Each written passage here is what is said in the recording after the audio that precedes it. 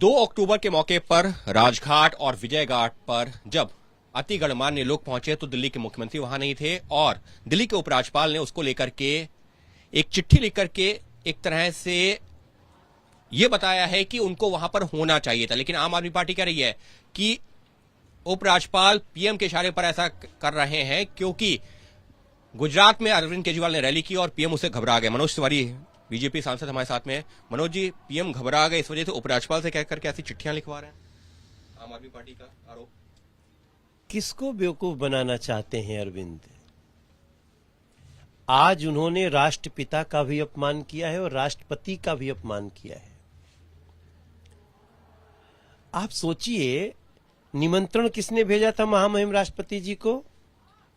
मुख्यमंत्री दिल्ली लाल बहादुर शास्त्री जी के स्मृति स्थल के लिए आपके नाम से चिट्ठी गई।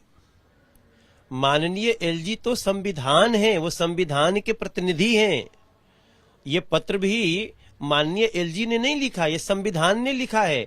जिस संविधान की शपथ आपने लिया था, आज आपने सिद्ध कर दिया कि आपने जो रामलीला मैदान में संविधान की शपथ लिया ना अरविंद जी, वो आपने झूठा लिया था। आप एक मक्कार व्यक्ति का चरित्र निभा रहे हैं। आपने जय जवान जय किसान की भावना को लेकर के देश में आगे बढ़ने वाले श्री लाल बहादुर शास्त्री जी का अपमान किया है। और आप जान लीजिए कि ये दंभ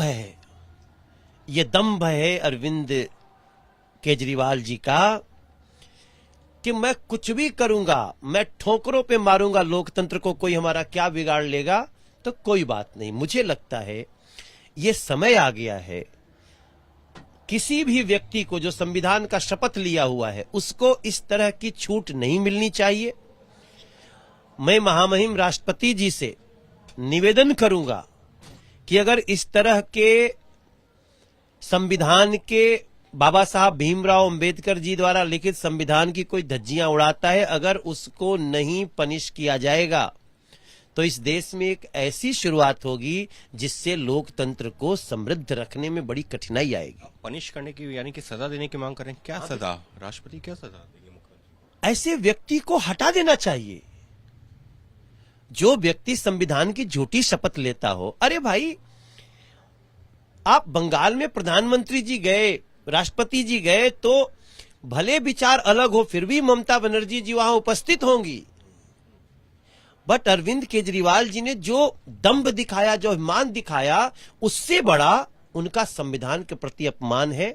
मेरा एक इशारा है, मैं देख रहा हूं कि ये जो कहते थे ना कि हम अराजक व्यक्ति हैं, वो अराजकता की हद पार कर दी इन्होंने। इसलिए चिट्ठी तो छोटी चीज है, अगर इसी तरह से अराजकता करने की किसी को भी अनुमति दी गई तो हमारे देश का संविधान फिर कैसे आगे उसको हम संभाल पाएंगे? बर्खास्त कर देना चाहिए।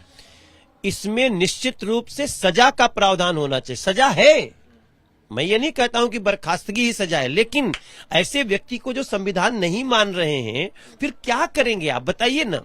आप दिल्ली को पानी दे नहीं रहे हैं, दिल्ली को हवा साफ दे नहीं रहे हैं, आप पंजाब के लोगों को सड़क पे, पंजाब के लोग आ रहे हैं, विधायक दौड़ाए जा रहे हैं, और उसके बाद आप संविधान का अपमान, राष्ट्रपिता का अपमान, राष्ट्रपति का अपमान। तो इसको अगर आप समझते हैं कि बिना किसी सजा के चलना चाहिए तो मैं समझता हूं आने वाले लोकतंत्र के लिए बहुत बड़े खतरे हैं। और उनके आरोपों को क्या कहेंगे कि प्रधानमंत्री नरेंद्र मोदी की रैली में लोग नहीं पहुंचे, हमारी रैली में पहुंचे, आम आदमी पार्टी की रैली में पहुंचे, इस वजह से इस तरीके से जो है चिट्ठी लिखवाई गई? अरे ये तो थेथर लोग हैं, ये तो ऐसे कुछ भी कहे। लेकिन आप प्रधानमंत्री जी कहते कि आप राष्ट्रपति जी के को बुला करके मत जाइएगा। प्रधानमंत्री जी कहते कि आपको लाल बहादुर शास्त्री जी का अपमान कर दीजिएगा, राष्ट्रपति जी का एक आदिवासी बेटी का अपमान कर दीजिएगा।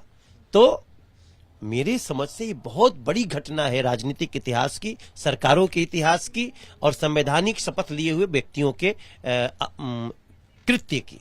यानी साफ तौर पर बीजेपी सांसद का यही कहना है कि जिस तरीके से अरविंद केजरीवाल का रुख रहा है, उनके खिलाफ कड़ी कार्रवाई होनी चाहिए। और राष्ट्रपति से भी यही मांग कर रहे हैं कि जिस तरीके से उन्होंने संविधान का अपमान किया है, ऐसे में तो उनको सजा मिलनी चाहिए। सहयोगी कैमरा पर्सन मनोज अधिकारी के साथ अंकित गुप्ता, एबीपी न्यूज, दिल्ली। है।